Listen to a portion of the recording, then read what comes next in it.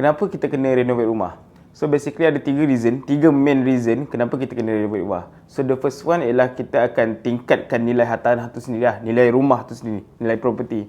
The reason is, bila kita renovate rumah, tak kisahlah sama ada daripada sudut ID ataupun kita extend rumah, obviously, kebiasaannya harga rumah akan meningkat.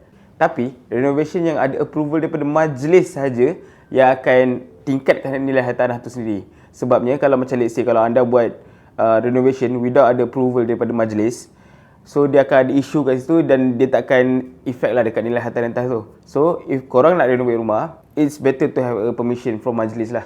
The second reason kenapa kita nak renovate rumah ialah sebab kita nak upgrade dia punya function lah. So basically orang yang upgrade function ni ialah sebab kadang-kadang the reason is sebab bertambah anak. So nak setiap anak tu ada bilik masing-masing. Ataupun kalau untuk orang-orang yang dah pencen kebiasaannya, ataupun rumah dekat luar bandar lah, biasa orang nak settle down. So bila diorang dah pencen, diorang ada duit, and then diorang mesti fikir macam kalau let's say kalau anak-anak diorang balik kampung. So bila kita dah berkumpul ramai-ramai, bila tak ada bilik masing-masing, dia akan ada jadi isu privacy lah kat situ. So bila dia extend rumah, dia besarkan rumah dengan tambah bilik contohnya, ataupun kita tambah kitchen tu, kita cerita kemudian kita tambah bilik. So setiap individu yang datang ke rumah tersebut, diorang ada privacy sendiri masing-masing. Itu untuk bilik. Tapi kalau untuk dapur pula, biasalah, kalau dapur kecil dengan dapur besar, lagi better dapur besar lah. Nak masak pun selesa, nak lepak kat dapur pun selesa. Selain itu, renovate rumah juga membolehkan kita untuk adjust layout rumah tu. Let's say kalau macam rumah sendiri yang kita tak hire proper orang yang buat,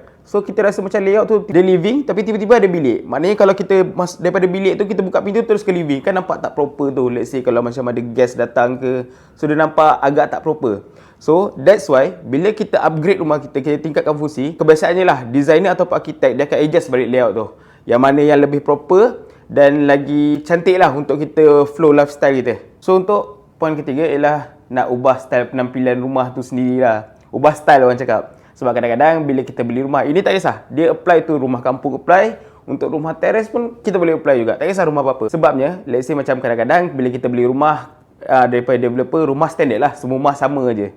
Tapi bila rumah tu makin berumur ataupun orang yang beli rumah subsale, dia nak upgrade rumah dia, nak bagi cantikkan rumah dia, nak bagi orang senang nampak rumah dia. So that's why kita ada designer, kita ada in-house architect. So daripada situ kita boleh design rumah dia untuk jadi unik lah, lain daripada orang yang lain. Okay.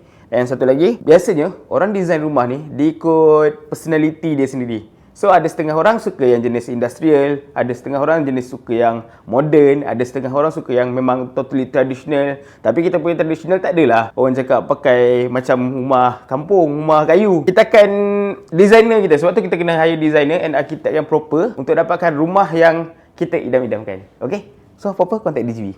So jangan risau, kalau korang contact DGB, confirm kita orang tak lari.